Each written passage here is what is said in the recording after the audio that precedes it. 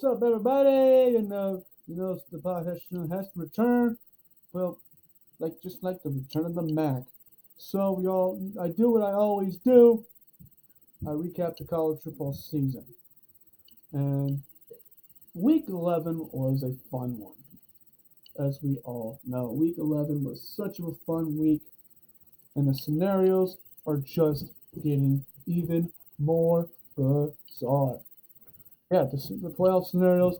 I'm going to talk a lot about some couple division races, and because of that, let's roll the games rather quickly, more quicker than we usually do this. The Friday ones, USC dominates Colorado, Cincinnati edges out East Carolina, Georgia, Ohio State, and Michigan both obliterate their opponents. TCU and Texas, you thought it was going to be one of those shootout games. TCU, do I think they played their best game on defense? Their offense, it was kind of a slog, and that's how the game kind of went. It was a slog. TCU, they found a way to pull it off. They really weren't behind much in the game. They kind of were like up ahead in the game. They were able to run the ball late, and as a result, TCU stays undefeated. Tennessee obliterates Missouri. An upset has occurred in the Pac-12. I won't say an upset, but Washington does beat Oregon 37-34. The offense of Oregon, they were able to ground and pound, but Michael Penix Jr. aired the ball out for over 400 yards, and Washington won by 3 points. So a huge win for the Huskies, and Oregon's playoff chances are now gone. LSU, they have won the SEC West. They beat Arkansas 13-10. Man, Arkansas has been a disappointing team, but I'll talk about a team that's more disappointing. Alabama barely edged Ole Miss. Ole Miss made some bad miscues, and Jackson Dart is just not a very good quarterback as of right now. I think he's a freshman or he's a sophomore. So can he develop? Yes, but this year he definitely cost him this game. When you play against Alabama, the quarterback play has to be good. The running game was good for a while, but their number one guy gets hurt. It doesn't help. Like Zach Evans gets injured, and that was a huge blow. Alabama gave Ole Miss a reality check, like they probably should have done against LSU. Clemson beats Louisville. Doesn't look good doing it. UCLA's playoff chances are gone. They lost to fucking Arizona. Are you serious? Arizona, they're terrible. Utah wins. Penn State wins. North Carolina, Wake Forest won in a very close game. Drake Maye, he is now a Heisman contender in my opinion. NC State lost to Boston College. Congratulations. UCLA, no, not UCLA. UCF beats Tulane. Kansas crushes Baylor. Notre Dame barely beats Navy. Purdue is 6-4. They beat Illinois. Florida State blows out Syracuse. Oklahoma just embarrassed themselves. They lost to West Virginia. Unacceptable. As a Sooner fan, that is unacceptable. You cannot lose to West Virginia. That is horrible. I don't care. I don't care it's a down year. West Virginia is god-awful. They played their backup quarterback. There is no excuse for losing to West Virginia. End of story. I'm done with y'all. Not playing with you this year. Yes, you lost talent. Yes, your offense has been depleted. Yes, you need recruits on defense. You cannot lose to West Virginia. That is bad. You're still fighting to get to a bowl game. Horseshit. Horseshit performance. I don't care that Eric Gray went for 200 reps. I don't care. You lost. I'm not playing with y'all this year. Stop. Stop with these L's. Start looking good. Get one of these for this year. And Brent Venables, recruit, please. Kentucky, Will Levis is not an NFL quarterback. Sorry, that's the truth. That's the truth. You don't want to hear it? Too fucking bad.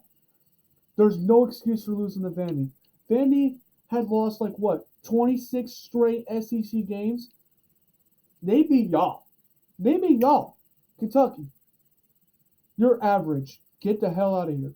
UConn, they make their first bowl game in years. They upset Hugh Freeze's Liberty, 36-33. So Jim Mora Jr. got things turned around rather quickly. Michigan State, they can still go to a bowl game. They beat Rutgers. Duke is 7-3. West Virginia is 2 we're not West Virginia. Virginia Tech is 2-8. Wow. Pitt made a bowl game. They beat Virginia, even though that will. I'll talk about it a little bit. Nah, not really. Yeah, but Virginia's season has fallen off even worse. Got 3 of their players got killed by apparently an ex-player. That is just it's just horrible, especially a season that's gone bad. You're not making a bowl game. Now you have beyond football stuff, beyond scale. It's just horrible to deal with, and just is not good. It's not good for any of that situation to happen. Period. It's ugly. Houston beats Temple. Washington State makes a bowl game. Oklahoma State has just fallen apart. Yes, they beat Iowa State. They looked horrible doing it. Iowa's making a bowl game. Minnesota blows out Northwestern. Miami has a chance to make a bowl game. 35-14. They need one more win. Florida makes a bowl game. They humiliate South Carolina, led by Spencer Rattle. Kansas loses to Texas Tech. Kansas, still a great season, but man, late stretch hasn't treated you kind. Oregon State 7-3. They looked very good. Coastal Carolina's been very good. Auburn beats Texas A&M, and this is one of the talking points I want to do in this show. It's something that I've been saying all year long. It's the fact that Jimbo Fisher is just overrated. He's an overrated coach.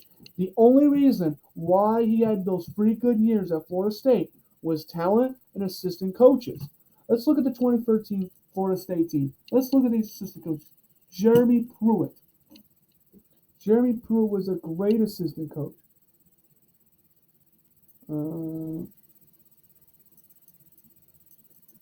Jeremy Pruitt, Jimbo Fisher, congratulations. Just you had let's look at this talent. Let's look at the talent. Come on, let's show me the roster. God damn it. Give me the roster. Let's see about your starters. Jameis Winston, Devontae Freeman, James Wilder, Carlos Williams, Kelvin Benjamin, Rashad Green. Who was your tight end? Nick O'Leary. On the defense, Eddie Goldman, Timmy Jernigan, Mario Edwards Jr., P.J. Williams, LaMarcus Joyner, Jalen Ramsey, even though he was a freshman, Telvin Smith. That is endless talent. That's why you won the national championship. Not really because of Jimbo Fisher's coaching ability. And Florida State slowly declined. They got blown out by Oregon. They made the Peach Bowl and lost. They did win the Orange Bowl. They completely free fall. Jimbo Fisher is an okay head coach. He's not great that you want to. There is no excuse for going 3-7. They've lost 6 straight games. Mississippi State, that was easily winnable. Alabama, we all get it. There's no excuse for losing to South Carolina. There's no excuse for losing to Florida and Auburn. And you're not firing Jimbo Fisher either. His buyout is like ridiculous. You are not going to fire him. It's not happening. It's called you fucked up. You gave him that ridiculous contract that you should not have gave him. Period. And a story. I want to hear you bitching, moaning, crying, fire this guy. You won't fire him for the next 3 years. Sorry. You should have not given that contract. Texas A&M. First of all, you're going to lose those recruits to transfers. The number 1 recruiting class you had. And second of all, Texas A&M. Stop banking this hot shit, thinking that you're just a few. No, you will never compete with Bama, LSU, Georgia. Tennessee is a better program than you right now. Tennessee. Auburn will always be better than you. You are a bitch. You are the SEC's bitch. That's right, Texas A&M. That's who you are. Congratulations for being good at 2020 thanks to Kellerman. Congratulations. What am I supposed to do? Give you a cookie? You're pathetic. That's who you are. 3-7. Vandy is 4-6. I'm done talking to you. I'm not playing with y'all. You're terrible. So let's look at these playoff rankings because they came out just a couple hours ago before I made this video. The top four stays the same. Tennessee's number 5. LSU jumps to number 6. I disagree with that. Bama should not be number 8. Bama should not be number 8. They want to have some fun. No, we're not doing it. USC 7. They should be number 6. Clemson will jump over Bama. Oregon should drop lower. North Carolina should be ahead of them. And the rest of the rankings are just irrelevant. NC State should not be ranked. Stop with the obsession of NC State. They're bad. The ACC is god-awful. There's only 3 good teams.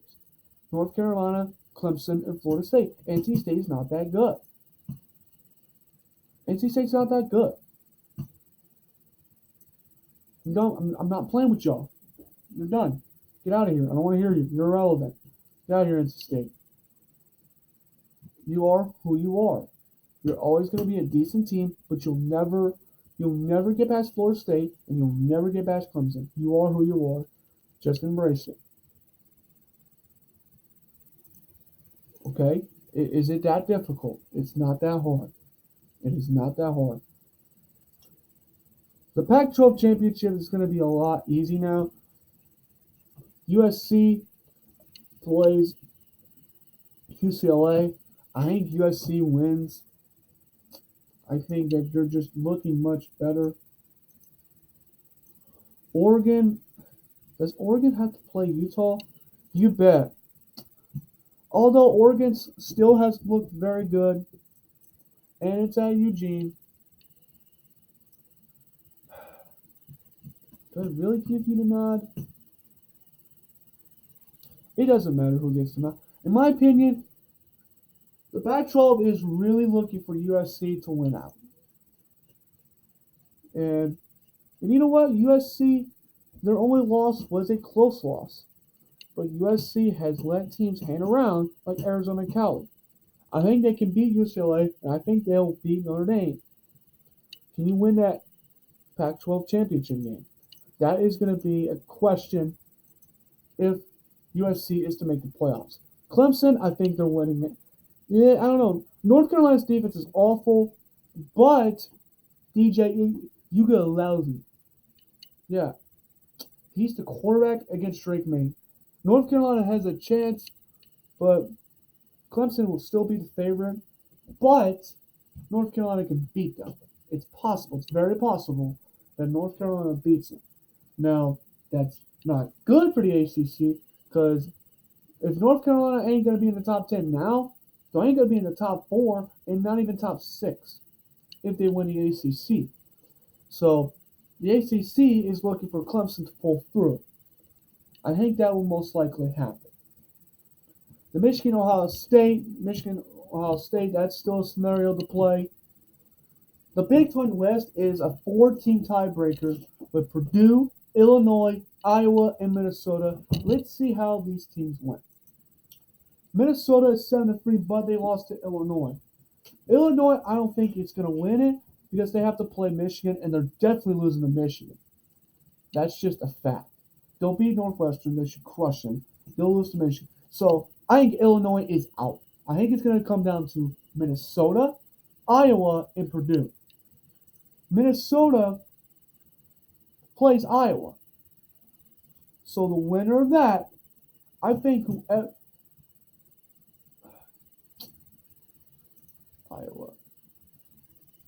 Iowa plays Nebraska.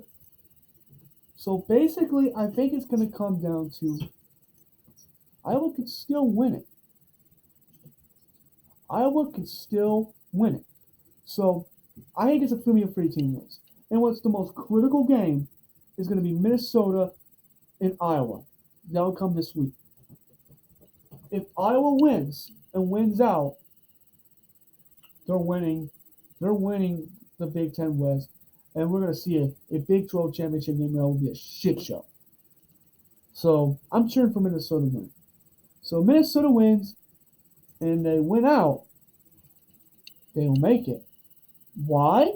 Because they lost to Purdue. So Minnesota and Purdue. So Minnesota is relying on Purdue has the easiest path. Purdue plays Northwestern and Indiana. Both should be blowouts. But as a guy who knows Purdue, who's watched Purdue for years, I've watched this team. They'll always lose a game that they should win. But that's already happened with the loss to Wisconsin and Iowa.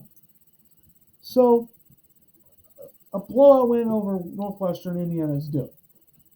So Purdue has the easiest path, because they have to win out. The only thing that could surge Purdue is really if Iowa beats Minnesota. That will be the deciding game. And I think that game is going to dictate if Purdue's going to make it or Minnesota or Iowa. Because if Iowa beats Minnesota, they're in. If Minnesota beats Iowa, they have to not only win out, they have to rely. Does Minnesota play Wisconsin? Yes, they do. So the easiest paths are Iowa and Purdue. Iowa has to beat Minnesota and beat Nebraska. They're in. Minnesota has to beat Iowa and Purdue to win out. So the two easiest paths are Iowa and Minnesota. Iowa and Purdue. Illinois is out. They're losing to Michigan. It's at Ann Arbor. Minnesota is unlikely because they have to play Iowa and Wisconsin. I just don't think Minnesota wins out. So it's gonna be Iowa or Purdue who will face either Michigan or Ohio State and get absolutely dominated. Because the Big Ten West is bad. Like, not just bad teams, but all programs are mediocre at best. Kirk Ferentz is gonna be gone. I think Kirk Ferentz is gonna coach one more year and he's gone. Iowa will be horrible for years. Minnesota, PJ Fleck is a good coach, but that doesn't seem to be good enough for Illinois right now. Nebraska's free falling. Northwestern's terrible. Illinois is a good team, but they're not a good program. And Wisconsin, they're probably going to fall off. Jeff Leonard, has he head coached? This is his first coaching job. So a coach who is very inexperienced. So the Big Ten West is in a dark era. Two stable holds have to be followed. Nebraska, I don't think they'll ever seem to be able to get things rolling again. They're just horrible. So the Big Ten East will probably win the next 5 Big Ten championships very convincingly. That seems to be the reality that the Big Ten West is in. The Heisman's, C.J. Stroud is number 1. C.J. Stroud has been amazing the entire season. Ohio State is good, very good. Stroud's passed for 34 touchdowns. He's been ridiculous. The next guy, Blake Corum, should be in consideration. He's already had a better season than last year. Hendon Hooker is still there. Hendon Hooker is still in the race. He can still get there. And I think a player that needs to be mentioned is Drake Maye. Drake Maye has dominated. He has shredded defenses with great efficiency throwing the ball. He has been the second best quarterback, in my opinion, only behind C.J. Stroud. Those are the 3 guys, in my opinion, that are that should be in the Heisman race. C.J. Stroud, Blake Corum, and Drake May. And Hendon Hooker is like the fourth wheel. He would be like the last guy. So that will be this episode of College Football Season. I'll do my predictions later this week. I'll do my predictions later, and I'll obviously do the NFL next. And look out for the NFL one because easily the most chaotic week of this season. So that'll be it for this episode of Week 11 of College Football Season. I get to absolutely clown a bunch of teams. That's always wonderful. And thanks for watching.